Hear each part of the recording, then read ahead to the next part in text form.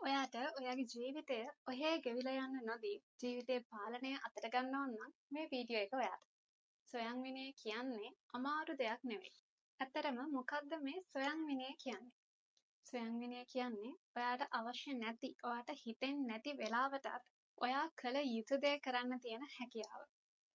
ඔයාට කරන්න හිතෙන්නේ නැති වෙලාවටත් ඔයා කළ යුතු දේ කරන එකට තමයි සොයන් විනය කියලා කියන්නේ. ඇයි අපිට මේ සොයන් විනය අවශ්‍ය වෙන්නේ? මම කලින් වීඩියෝ එකේදී කිව්වා වගේම සොයන් විනය කියන්නේ හරියට අපේ සිහින සහ යථාර්ථය අතර තියෙන පාලම වගේ. ඉතින් අපේ සිහින හැබෑ කරගන්න මේ සොයන් විනය අත්‍යවශ්‍ය වෙනවා. පළවෙනිම දේ තමයි සොයන් විනය ජීවන තත්ත්වය උසස් කරනවා. අධ්‍යයන වලින් තහවුරු වෙලා තියෙනවා සොයන් විනයක් තියෙන මිනිසුන්ට හොඳ සෞඛ්‍ය තත්ත්වයක් තියෙනවා, වැඩිපුර මුදල් හම්බ කරනවා, අධ්‍යාපන කටයුතු වලදී හොඳ ලකුණු ගන්නවා, හොඳ මානසික මට්ටමක් තියෙනවා සහ හොඳ සම්බන්ධතා තියෙනවා. දෙවෙනි එක තමයි ස්වයං විනය ඔබව වඩාත් සතුටින් තියෙනවා. ගොඩක් අය හිතනවා ස්වයං විනය හදා ගන්නවා කියන්නේ සතුට කැප කරන එකට කියලා. හැබැයි ඇත්තටම වෙන්නේ ඒකේ අනිත් පැත්ත. 2014 දී කරපු අධ්‍යයනයකින් හොයාගෙන තියෙනවා ඉතා ස්වයං පාලනයක් ඇති අය තම අරමුණු සහ අභිප්‍රේරණයන් අතර ගැටුම් ඇති කරගන්නේ නැහැ කියලා. මේකේ ප්‍රතිඵලයක් විදිහට එයාලට ඍණාත්මක සිතුවිලි එනවා අඩුයි. තුන්වෙනි එක තමයි ස්වයං විනය ඔයාව වැඩ කල් දාන එකෙන් වළක්වනවා. වැඩ කල් දැමීම සමස්ත යහපැවැත්මම අඩු කිරීමට හේතු වෙනවා. වැඩ කල් දාන්නේ නැති අය වැඩ කල් දාන අයගෙන් වෙන් කරන අංක 1 ලක්ෂණය තමයි ස්වයං විනය. පියර්ස් ස්ටීල් කියන මනෝවිද්‍යාඥයා The Procrastination Equation කියන එයාගේ පොතේ සඳහන් කරලා තියෙනවා ස්වයං විනය නැතිකම වැඩ කල් දැමීමේ හැසිරීම් වලින් 70%ක්ම පැහැදිලි කරනවා කියලා. ඉතින් අපි ස්වයං විනය හදා ගන්නවා නම් වැඩ කල් දාන එකත් ඉබේටම නවතිනවා. හතරවෙනි එක තමයි අභිප්‍රේරණය නැති වෙලාවටත් අපිට ස්වයං විනය උදව් වෙනවා. අපි ගොඩක් දෙනෙක් ඕනම දෙයක් කරන්න ගියාම මොටිවේෂන් එක නැත්තම් අභිප්‍රේරණය කියන හැඟීම මත රැඳිලා ඉන්නවා. අභිප්‍රේරණයක් නැත්නම් කිසිම දෙයක් කරන්නේ නැහැ. හැබැයි ඇත්තටම අපි 100%ක් මොටිවේට් නැහැ හැම වෙලේම. නිසා අපේ වැඩ මොටිවේෂන් එක මත කරනවද නැද්ද කියන එක තීරණය කරනවට වඩා ස්වයං විනය වර්ධනය කරගන්න එක වටිනවා. ඔයා ඔයාටම බල කරලා වැඩ ටික කරන්න. ඔයාට බල කරලා ඇඳෙන් නැගිටින්න. අපි බලන්න ඕන හැම වෙලාවෙම මොටිවේෂන් එක තියාගන්න නෙවෙයි. අපි අපිවම පුහුණු කරගන්න ඕන මොටිවේෂන් එකක් නැතුව වුණත් වැඩ කරන්න. දැන් අපි දන්නවා ස්වයං විනය අපිට කොච්චර අවශ්‍යද, එහෙම අවශ්‍ය වෙන්නේ ඇයි කියලා. දැන් අපි බලමු ස්වයං විනය ඇති කරගන්නේ කොහොමද කියලා. පළවෙනි දේ තමයි ඉලක්කයට යන්න තියෙන හේතුව. ඇයි ඔයාට ඒ දේ ඕන?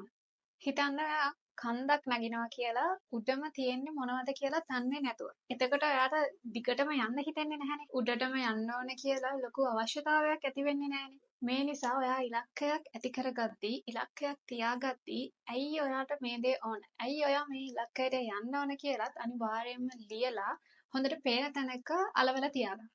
දෙවෙනි එක තමයි දිනචර්යාව වැදගත්.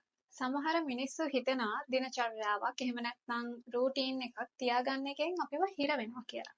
ඒත් ඇත්තටම රූටීන් එකකින් වෙන්නේ ඔයාව නිදහස් වෙන එක. ඔයාට නිදාගන්න, ඇහැරින්න වෙලාවක් තියාගන්න. ඔයා භාවනා කරන කෙනෙක් නම් හැමදාම එකම වෙලාවක භාවනා කරන්න. ඔයාගේ රූටීන් එක ආරක්ෂා කරගන්න. රූටීන් එකේ තියෙන ටාස්ක් වලට කැන්සල් කරන්න බැරි අපොයින්ට්මන්ට් එකකට වගේ සලකන්න. ඔයා හරියට රූටීන් එකක් හදාගත්තාම ඔයාට තීරණ ගන්න වෙලාව ඉතුරු වෙනවා. හැම වෙලේම වැඩක් කරන්න ගිහින් හිතන්න ඕනේ නැහැ දැන් මොකක්ද කරන්නේ ඊළඟට මොකක්ද කරන්නේ කියලා. මොකද ඔයාට තියෙන්නේ ඔයාගේ රූටීන් එකේ තියෙන වැඩ ටික කරලා අනිත් වෙලාවට ෆ්‍රී එකේ ඉන්න විතරයි. තුන්වෙනි එක තමයි අපේ මයින්ඩ් සෙට් එක. නැත්නම් මානසිකත්වය කියන එක වැදගත්. සමහර දේවල් අපි දකින විදිහ නැත්නම් ඒවා ගැන හිතන විදිහ අපි වෙනස් කරගන්න ඕන. මං හිතනවා මට මේක කරන්න පුළුවන් වෙයි කියලා හිතනවා වෙනුවට මට මේක කරන්න පුළුවන් කියලා හිතන්න. මේක මට කරන්න බැරි වැඩක්, අමාරු වැඩක් කියලා අතහැරලා දානවා වෙනුවට මේක අභියෝගයක්. මට මේකෙන් ඉගෙන ගන්න පුළුවන් කියලා හිතන්න. බෑ හිතුනම මම මේක අත්හරිනවා කියලා හිතනවා වෙනුවට මම විවේකයක් අරගෙන ආයෙ මේක පටන් ගන්නවා කියලා හිතන්න. මං හිර වෙලා මට මේක කරගන්න බෑ කියලා හිතනවා වෙනුවට මේකට උත්සාහ කරොත් මාව තවත් ශක්තිමත් වෙනවා කියලා හිතන්න. මේ විදිහට අපි දේවල් දිහා බලන විදිහ නැත්තම් හිතන විදිහ වෙනස් කරන එක අපේ ස්වයං විනය වර්ධනය කරගන්න ගොඩක් වැදගත් වෙනවා. හතරවෙනි එක තමයි කුඩා ජයග්‍රහණ සමරන්න.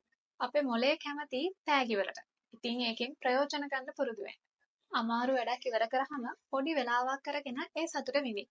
තමන්ටම තේ එකක් කොෆි එකක් හදාගෙන ඒක රස විඳින්න. නැත්නම් තමන් කැමතිම සින්දුවක් අහන්න. මෙහෙම කුඩා ජයග්‍රහණ සමරද්දී අපේ මොලේ ආසාවක් ඇති කරගන්නවා නැත්නම් කෑදරකමක් ඇති කරගන්නවා මේ ටාස්ක් කම්ප්ලීට් කරන්න.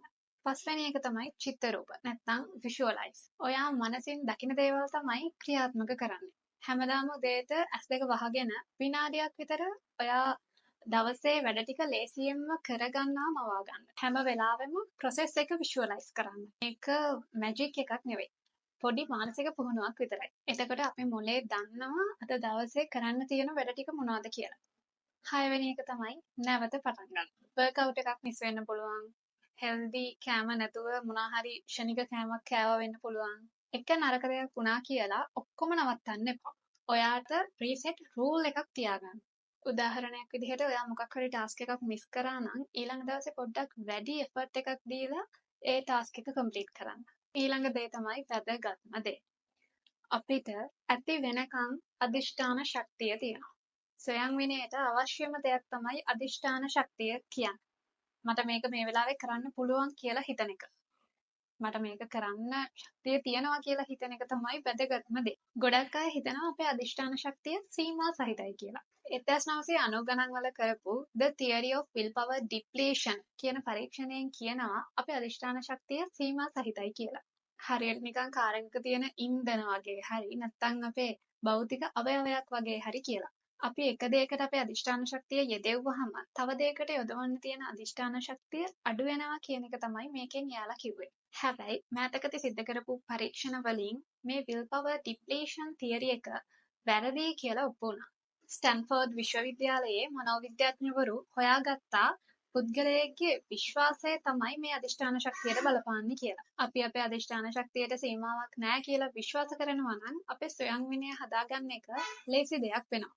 ඕනම වෙලාවක ටාස්ක් එකක් කරන්න යද්දී අපි හිතන්න ඕනේ අපිට මේකට ඇති වෙනකන් අදිෂ්ඨාන ශක්තිය තියෙනවා කියලා. අපිට මේක කරන්න අවශ්‍ය ශක්තිය තියෙනවා කියලා. හිතන්න.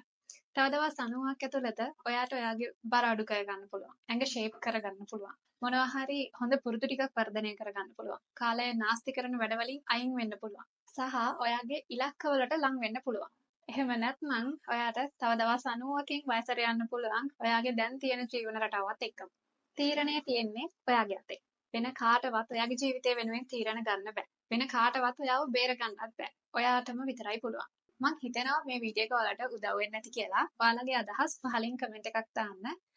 ඊළඟ වීඩියෝ එකකින් හමු වෙනකන් ඔයාලට සුබ දවසක්.